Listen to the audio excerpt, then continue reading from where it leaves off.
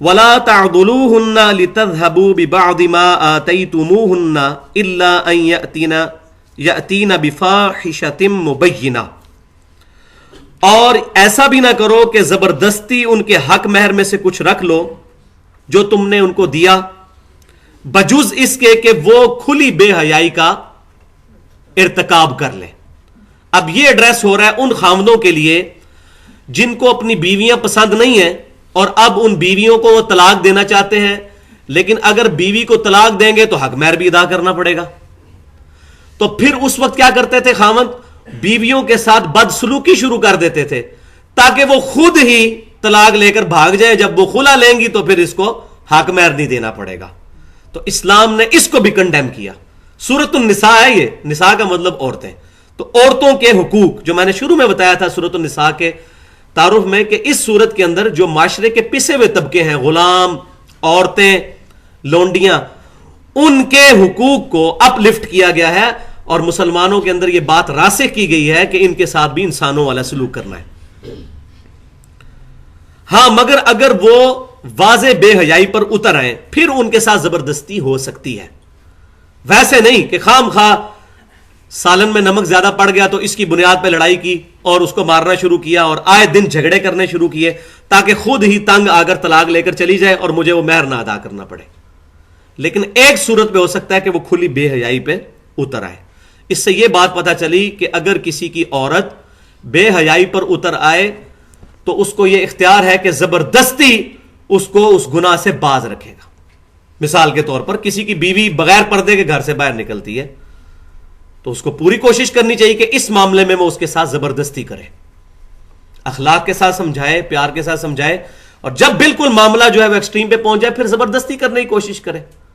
Otherwise ایسی بیوی کو ساتھ رکھنے کی ضرورت کیا ہے؟ لیکن پہلی کوشش اصلاح کی ہو، کیونکہ شریعت کے دائرے کے اندر ایک خامند کی ذمہ داری ہے کہ اپنی بیوی اور بچوں کو دوزخ کی آگ سے بچائے گا۔ وَعَاشِرُوهُنَّ بِالْمَعْرُوفِ، اور زندگی بسر کرو اپنی بیویوں کے ساتھ بڑے اچھے طریقے پر۔ فَإِن كَرِهْتُمُوهُنَّ، اور اگر تمہیں اپنی بیویوں سے کراہت آتی ہے یا تمہیں بیویاں اچھی بھاتی نہیں ہیں، فَعَسَىٰ أَن تَكْرَهُوا شَيْئًا وَيَجْعَلَ اللَّهُ فِيهِ خَيْرًا كَثِيرًا، تو عین ممکن ہے کہ تم جس چیز سے کراہت محسوس کر رہے ہو اللہ تبارک و تعالیٰ اسی میں تمہارے لیے خیر کرتے ہیں۔ اور یہاں یہ بات یاد رکھیں، دنیا میں کوئی انسان بھی پرفیکٹ نہیں ہے۔ ماں باپ اچھے رشتے کی تلاش میں بچیوں کی عمریں گزار دیتے ہیں اور پھر وہ کہتے ہیں چلے کوئی کسی قسم کا ہی لڑکا مل جائے ہم شادی کرنے کے لیے تیار ہو جائیں گے، آئیڈیل کی تلاش میں۔ اسی طریقے سے لڑکوں کی عمر گزرتی جاتی ہے آئیڈیل کی تلاش میں۔ تو ایک بات طے کر لیں کہ دنیا میں کوئی شخص بھی پرفیکٹ نہیں ہے، ہر شخص میں کوئی نہ کوئی خامی موجود ہے، اس کو اس کی خامی کے ساتھ ہی ایکسپٹ کرنا ہے۔ ایون امام کائنات صلی اللہ علیہ وسلم کی بیویاں، ان سے بھی نبی صلی اللہ علیہ وسلم کے ساتھ کئی جگہ پر سلوک صحیح نہیں ہوا اور قرآن پاک میں ان کو ڈانٹا گیا سورۃ الاحزاب کے اندر۔ ان سے بڑھ کر کون ہو سکتا ہے؟ جو ہماری مائیں ہیں، جنتی عورتوں کی سردار ہیں۔ سورۃ الاحزاب 21ویں پارے کا آخری صفحہ پڑھ کے دیکھ لیں، آپ کو پتہ چل جائے گا۔ اللہ تعالیٰ فرماتا ہے ان کو کہو کہ آؤ میں تمہیں مہر دے کر چھوڑ دیتا ہوں، اور اگر تم اللہ اور اس کے رسول کی رضا اور آخرت کا گھر چاہتی ہو تو پھر میرے نبی صلی اللہ علیہ وسلم کے ساتھ اسی طریقے سے گزارا کرو۔ تو وہ انشاءاللہ جب وہاں آئے گا میں ڈیٹیل سے بتاؤں گا۔ تو ہم لوگ اس شمار میں ہیں، تو اللہ تعالیٰ فرما رہے اپنی بیویوں کے ساتھ اس نے سلوک کرو۔ ہو سکتا ہے تم کراہت کھا رہے ہو لیکن ان کی کوئی ایسی چیز جو تمہارے اندر برائی ہے ان کے اندر اچھائی موجود ہو، اور وہ ایسے ہوتا ہے، کئی بار ایسے ہوتا ہے۔ اللہ تبارک و تعالیٰ اسی میں خیر نکال دیتا ہے۔ سورۃ البقرہ میں بھی ہم پڑھ چکے ہیں کہ کسی چیز سے تم کراہت کرتے ہو اور عین ممکن ہے وہ چیز تمہارے لیے بہتر ہو، اور کسی چیز کو تم اچھا سمجھتے ہو عین ممکن ہے وہ تمہارے لیے بری ہو۔ یہ آیات تو قتال کے کانٹیکسٹ میں تھا، لیکن یہ جرنل آیت ہے کیونکہ قرآن پاک کی آیات جرنل ہے۔ وَإِنْ أَرَدْتُمُ اسْتِبْدَالَ زَوْجٍ مَكَانَ زَوْجٍ، اور اگر تم یہ ارادہ کر لو کہ ایک بیوی کی جگہ ایک اور بیوی لے آؤ، اس کو بدل دو، وَآتَيْتُمْ إِحْدَاهُنَّ قِنْطَارًا فَلَا تَأْخُذُوا مِنْهُ شَيْئًا. تو اب اگر تم نے اپنی بیوی کو چھوڑنے کا ارادہ کر لیا ہے کسی شرعی وجہ سے، تو جو تم نے اس کو ڈھیروں مال دیا ہے حق مہر کے طور پر، تو وہ اس سے واپس نہ لو، یہ کام نہیں کرنا. أَتَأْخُذُونَهُ بُهْتَانًا وَإِثْمًا مُبِينًا، کیا تم چاہتے ہو کہ تم بہتان لگا کر کھنا گناہ کر لو، یعنی یہ حرام کا پیسہ تم اپنے استعمال میں لے آؤ. وَكَيْفَ تَأْخُذُونَهُ وَقَدْ أَفْضَى بَعْضُكُمْ إِلَى بَعْضٍ وَأَخَذْنَ مِنْكُمْ مِيثَاقًا غَلِيظًا، اور تم کیوں ان سے حق مہر کے پیسے ان کے روک لیتے ہو، واپس لیتے ہو، حالانکہ تم ایک دوسرے کے ساتھ صحبت بھی کر چکے ہو اور وہ تم سے اس بات پر پختہ عہد بھی لے چکی ہیں. حق مہر کے عوض ہی تو عورت انسان کے لیے حلال ہوتی ہے، اور اب تم یہ چاہتے ہو کہ ان کا حق مہر جو ہے وہ ان سے واپس لے لو، تو اس کی اسلام میں اجازت نہیں ہے. تو یہ اگر بیوی چھوڑنی ہے اس کے ساتھ چھوڑتے ہوئے بھی حسن سلوک کرنا ہے. یہاں میں کچھ احادیث اس حوالے سے بیان کرنا ضروری سمجھتا ہوں تاکہ ہمیں امام کائنات صلی اللہ علیہ وسلم کی مبارک سیرت سے پتہ چلے کہ بیویوں کے ساتھ حسن سلوک کی کس قدر اہمیت ہے. جامعہ ترمذی اور سنن ابن ماجہ میں صحیح سند کے ساتھ حدیث ہے، امام کائنات صلی اللہ علیہ وسلم نے فرمایا، تم میں سے سب سے اچھا وہ ہے جو اپنی بیوی کے ساتھ اچھا سلوک کرتا ہے، اور میں اپنی بیویوں کے ساتھ بہت زیادہ حسن سلوک کرنے والا ہوں. آپ صلی اللہ علیہ وسلم نے اس کو بیان فرمایا. یہ تو آپ صلی اللہ علیہ وسلم کی مبارک زبان سے، اب آپ صلی اللہ علیہ وسلم کی بیوی کی زبان سے بھی سنیں. سنن نبی داؤد کے اندر اور سنن ابن ماجہ میں صحیح سند کے ساتھ حدیث ہے. سیدہ عائشہ رضی اللہ تعالیٰ عنہ کہتی ہیں کہ نبی صلی اللہ علیہ وسلم اپنی بیویوں کے ساتھ انتہا درجے کا حسن سلوک کرنے والے تھے. آپ صلی اللہ علیہ وسلم ان کے ساتھ ہنسی مذاق بھی کیا کرتے تھے. آپ صلی اللہ علیہ وسلم نے اپنی بیویوں کے دل اپنی مٹھی میں رکھے ہوئے تھے. اندازہ کریں، اتنی انڈرسٹینڈنگ تھی. آپ صلی اللہ علیہ وسلم ان کو کھانے پلانے کے اوپر جو ہے وہ آپ صلی اللہ علیہ وسلم کو کھلایا پلایا کرتے تھے، کسی چیز سے روکا نہیں کرتے تھے، فراخ دلی کا مظاہرہ کیا کرتے تھے. حتیٰ کہ سیدہ عائشہ کہتی ہیں اسی حدیث کے اندر رضی اللہ تعالیٰ عنہ کہ شادی کے بعد نبی صلی اللہ علیہ وسلم سے میں نے خواہش کا اظہار کیا کہ میں نے آپ کے ساتھ دوڑ لگانی ہے. تو حضرت عائشہ کہتی ہیں نبی صلی اللہ علیہ وسلم کے ساتھ میں نے دوڑ لگائی تو میں نبی صلی اللہ علیہ وسلم سے آگے نکل گئی. اور پھر ایک وقت آیا جب وقت گزرنے کے ساتھ پھر نبی صلی اللہ علیہ وسلم نے مجھ سے کہا کہ عائشہ اب میرے ساتھ دوڑ لگاؤ. تو جب دوڑ لگائی تو پھر حضرت عائشہ کہتی ہے میں پیچھے رہ گئی اور نبی صلی اللہ علیہ وسلم آگے نکل گئے. آپ صلی اللہ علیہ وسلم فرمایا کہ یہ اس بات کا بدلہ ہو گیا. ٹھیک ہے، وہ پہلے بھی آپ صلی اللہ علیہ وسلم نے شفقت ہی فرمائی ہوگی، نبی سے آگے کون نکل سکتا ہے. تو یہ یہاں تک کی انڈرسٹینڈنگ بیویوں کے ساتھ. لیکن ہمارے پنجاب کے معاشرے کے اندر بدقسمتی کے ساتھ کسی کی شادی ہونے لگے تو اس کو جو بڑی عمر کے لوگ ہیں وہ سمجھاتے ہیں کہ جی پہلے دن ہی کنٹرول کر لینا جی بیوی کے اوپر، تھلے لا کے رکھنا ہے. ٹھیک ہے، تو اس طریقے سے وہ غلط چیزیں جو ہے وہ پروپیگیٹ کی جاتی ہیں کہ پہلے دن سے ہی لڑائی پڑ جاتی ہے. بیوی کے ساتھ اس نے سلوک کرنا، اس کے ساتھ احترام کے ساتھ پیش آنا، اس کے ساتھ محبت کرنا، یہ تمام چیزیں ثواب میں داخل ہیں. اور نکاح کے کانٹیکسٹ میں پہلے بتا چکا ہوں کہ نبی صلی اللہ علیہ وسلم کی بخاری اور مسلم کی حدیث ہے کہ جو تم اپنی بیوی کے منہ میں لقمہ ڈالتے ہو یہ بھی اللہ کے حضور اجر لکھا جاتا ہے. ٹھیک ہے، اور حجۃ الوداع کے موقع پر آپ صلی اللہ علیہ وسلم کا جو خطبہ ہے صحیح مسلم کے اندر، اس میں بخاری اور مسلم کی متفق علیہ حدیث ہے کہ آپ صلی اللہ علیہ وسلم نے فرمایا کہ میں اپنے بعد سب سے بڑی آزمائش تمہارے اندر عورتیں چھوڑ کر جا رہا ہوں. اور بخاری اور مسلم کی متفق علیہ حدیث ہے، نبی صلی اللہ علیہ وسلم نے ایک سفر کے دوران جو ہے وہ اونٹ کو چلاتے ہوئے، اونٹ کو بٹھاتے ہوئے آپ صلی اللہ علیہ وسلم نے بڑی پیاری مثال سے جو ہے وہ بیان ارشاد فرمایا. جن اونٹوں کے اوپر عورتیں بیٹھی ہوئی تھی تو آپ صلی اللہ علیہ وسلم فرمایا کہ یہ شیشیاں ہیں، جیسے شیشی کے ٹوٹنے کا خدشہ ہوتا ہے اس طریقے سے تم جو ہے اونٹ کو کھڑا کرو اور بٹھاؤ، یہ عورتیں تو شیشیاں ہیں. اتنا آپ صلی اللہ علیہ وسلم نے ترغیب دلائی ہے بیوی کے ساتھ حسن سلوک کرنے کی. لیکن یہ بدقسمتی ہے کہ یہ ایون جو لوگ، بلکہ زیادہ تر ایسا ہی ہوتا ہے، جو لوگ لو میرج کرتے ہیں ان کی جو محبت شادی سے پہلے ہوتی ہے وہ محبت تو نہیں ہوتی ہے، وہ تو فری سیکس ہے اور گناہ ہے اور حرام ہے، سو کالڈ محبت آپ کہہ لیں. وہ پھر شادی کے بعد نظر نہیں آتی. تو اگر وہ چیز کسی دلیل کے اوپر مبنی ہوتی تو ایسا ہی ہوتا. لیکن جو شخص کتاب و سنت کے منہج پر چلنے والا ہے, کتاب و سنت کو حجت ماننے والا ہے, اس کو پتا ہوگا کہ میں نے بیوی کے ساتھ کیا حسن سلوک کرنا ہے. تو بیوی کے ساتھ حسن سلوک کرنا اس کے نیچے لگنے والی بات نہیں ہے, بلکہ اللہ تعالیٰ کی رضامندی کے لیے یہ چیز ہو رہی ہے, اس کے لیے نہیں ہو رہا. تو جب حسن سلوک سے, جیسے حضرت عائشہ کہتی ہیں رضی اللہ تعالیٰ عنہا کہ نبی صلی اللہ علیہ وسلم کے ہاتھ مبارک میں ہمارے دل تھے, آپ صلی اللہ علیہ وسلم کی مٹھی میں ہمارے دل تھے, کہ آپ صلی اللہ علیہ وسلم اتنی شفقت کے باوجود آپ کا روب بھی تھا, اور روب ہمیشہ حسن اخلاق سے آتا ہے. بدتمیزی کرنے سے یا اونچی آواز میں بولنے سے کوئی روب نہیں آتا. ایک وقت آئے گا وہ عورت بھی سیدھی ہو جائے گی پھر, اور خصوصاً یہ وقت آتا ہے جب بچے بڑا ہونے شروع ہوتے ہیں نا, تو مرد کمزور ہوتا جاتا ہے, عورت مضبوط ہوتی چلی جاتی ہے. یہ بات یاد رکھیں, اگر یقین نہیں ہے تو بڑی عمر کے لوگوں سے پوچھ لیں. جو بچے بڑے ہوتے ہیں ماں کا سٹیٹس گھر میں بڑھنا شروع ہو جاتا ہے, باپ کا کم ہونا شروع ہو جاتا ہے.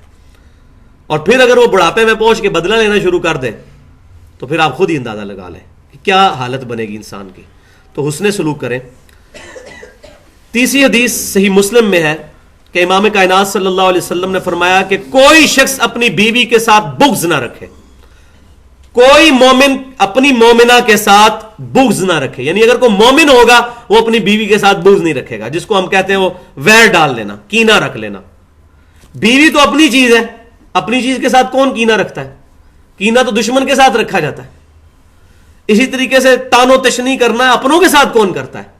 یہ تو معاشرے کا بھی تقاضا ہے, اپنوں کے ساتھ تو کوئی ایسا نہیں کرتا. تو کوئی مومن اپنی مومنہ کے ساتھ بغض نہ رکھے.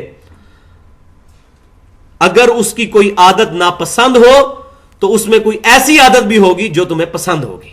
تو تم پازیٹو ایزمپشن کرو, پازیٹو ایٹیچیوڈ رکھو اپنا. کسی بھی چیز کا تاریک پہلو دیکھنے کے بجائے اس کا روشن پہلو دیکھیں کہ اس میں یہ خوبی بھی تو موجود ہے. مثلا ایک میں بہت بڑی خوبی آپ کو بتاتا ہوں, ساری عورتوں میں ہے, وہ سیفٹی والو کے طور پہ اللہ تعالیٰ نے رکھی ہے, وہ آگے آ جائے گی. اور وہ ہے کہ عورت کی یاداشت کمزور ہے. جو شادی شدہ ہے, میں بھی الحمدللہ شادی شدہ ہوں, 3 بچے ہیں میرے الحمدللہ, مجھے پتا ہے اس بات کا. ادھر آپ میں بھی جو شادی شدہ ہے کہ مرد کا غصہ بڑی دیر سے ٹھنڈا ہوتا ہے, لیکن بیوی کا, عورت کا غصہ فوراً ٹھنڈا ہو جاتا ہے. ان کے اندر اللہ تعالیٰ نے سیفٹی والو کے طور پہ چیز رکھی ہے, وہ فوراً بھول جاتی ہیں اس چیز کو. اب کوئی 1-2 ایکسیپشن ہو, علیحدہ بات ہے. اوور آل رول یہی ہے کہ چھوٹی سی بات پہ وہ راضی بھی ہو جاتی ہیں. یہ مرد ہوتے ہیں جو بڑے بڑے لمبی جو ہے نا وہ بنا کے دشمنیاں رکھتے ہیں اور پالتے ہیں, اور پھر وہ اپنی مردانگی اس کے اوپر دکھاتے ہیں کہ ہم اپنی بیویوں کے ساتھ جو ہے وہ ظلم کریں. تو یہ سیفٹی وال, تو یہ عورتوں کے اندر خوبی موجود ہوتی ہے. اور کئی خوبیاں ایسی موجود ہوتی ہیں. ہر شخص کو اپنی بیوی کے اندر پازیٹیو چیزیں بھی نظر آ جائیں گی جو اس کے اندر موجود نہیں ہوں گی, تو اس کے اوپر ایمفسائز کرے کہ میرے اندر تو یہ خامی ہے, تو اس کے اندر یہ خوبی موجود ہے, تو اگر اس کے اندر وہ خامی ہے تو کیا ہوا, میرے اندر بھی تو خامیاں موجود ہیں. تو اس طریقے سے گزارا کر لیں. چوتھی حدیث اسی کانٹیکسٹ میں صحیح مسلم کی ہے, بخاری اور مسلم دونوں میں موجود ہے اتنا پورشن تو, کہ نبی صلی اللہ علیہ وسلم نے فرمایا کہ عورت جو ہے یہ مرد کی پسلی سے پیدا ہوئی ہے, اور پسلی ٹیڑھی ہوتی ہے, تو اس کو سیدھا کرنے کی کوشش نہ کرو, ورنہ تم اس کو توڑ بیٹھو گے. اس سے نفع حاصل کرو اور باقی اس کی جو کمزوریاں اس سے درگزر کرو. اس سیدھا کرنے سے مراد یہ نہیں ہے کہ اس کو شریعت کے احکامات پہ نہیں چلانا, مراد یہ ہے کہ اس کی عادت کے اوپر.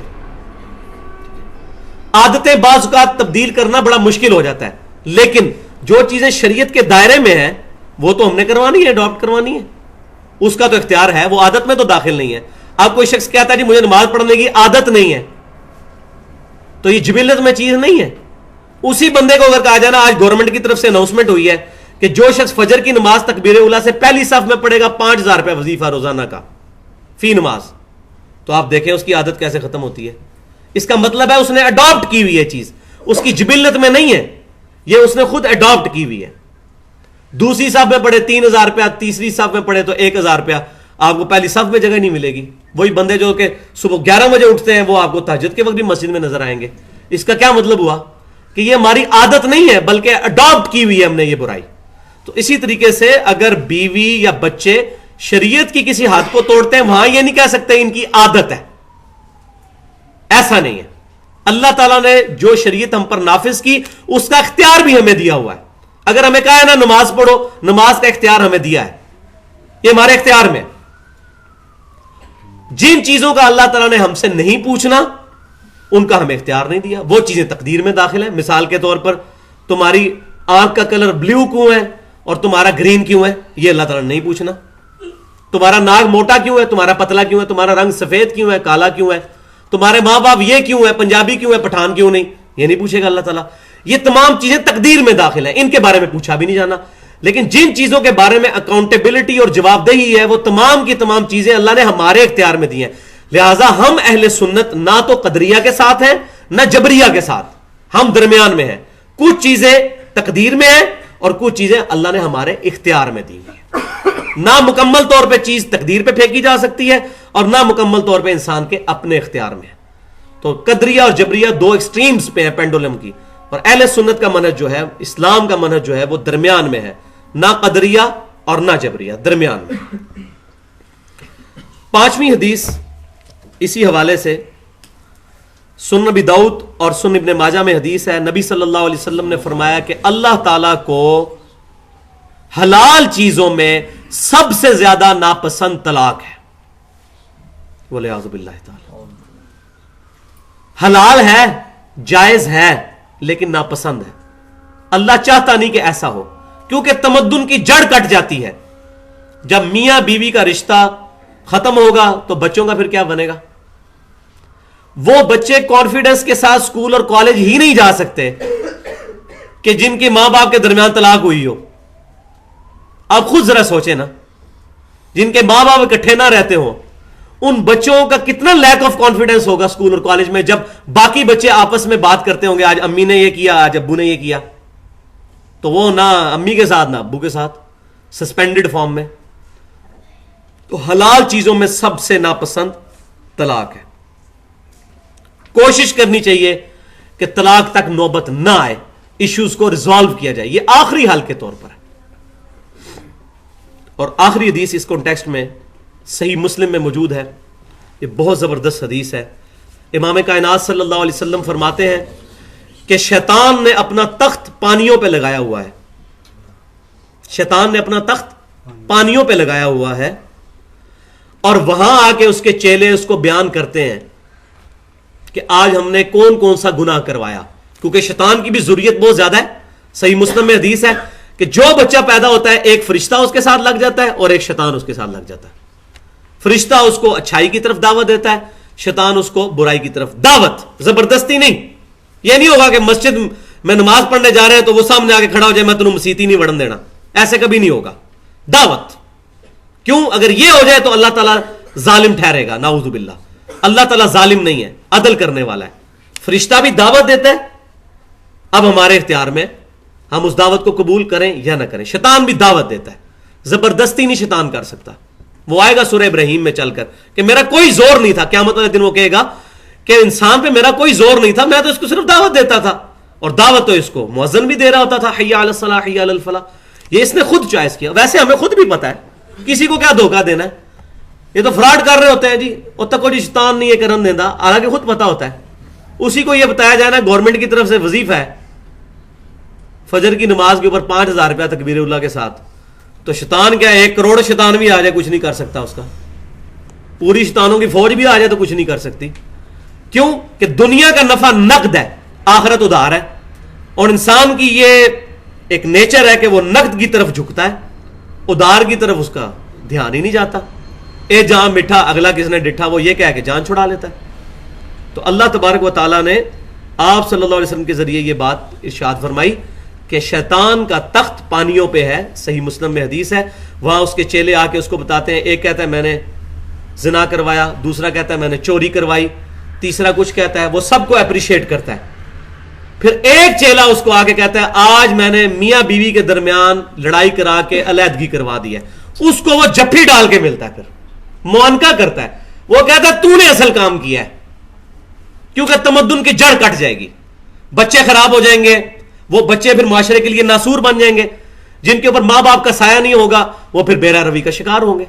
ابھی آپ ٹی وی کے اوپر دیکھ لیں پروگرام، آج ٹی وی پہ قیدی نمبر چل رہا ہے، ایکسپریس نیوز کے اوپر شبیر تو دیکھے گا وہ چل رہا ہے، ٹھیک ہے. اس طرح کے مختلف چینلز پہ آپ پروگرام دیکھیں، اکثر جن کے ماں باپ بچپن میں علیحدگی ہو گیا ان کے بچے پھر بڑے بڑے قاتل اور ڈکیت بنے ہیں. یہ ہمیں پریکٹیکلی نظر آ رہی ہیں یہ باتیں. تو شیطان کا تخت پانیوں پر ہے. اور اسی کی طرف بعض ہمارے جو جدید سکالرز ہیں وہ اس طرف بھی گئے ہیں کہ جو برمودا ٹرائنگل ہے شاید وہی شیطان کا تخت ہو, کیونکہ وہاں جو بھی چیز جاتی ہے وہ کافی بڑا ایریا ہے, وہ غائب ہو جاتی ہے. تو خیر یہ بھی چیزیں متشابہات میں رہیں گی, اس کے اوپر کوئی بھی رائے قائم کی جا سکتی ہے اجتہاداً, لیکن واضح طور پر کسی بات پہ نہیں آیا جا سکتا.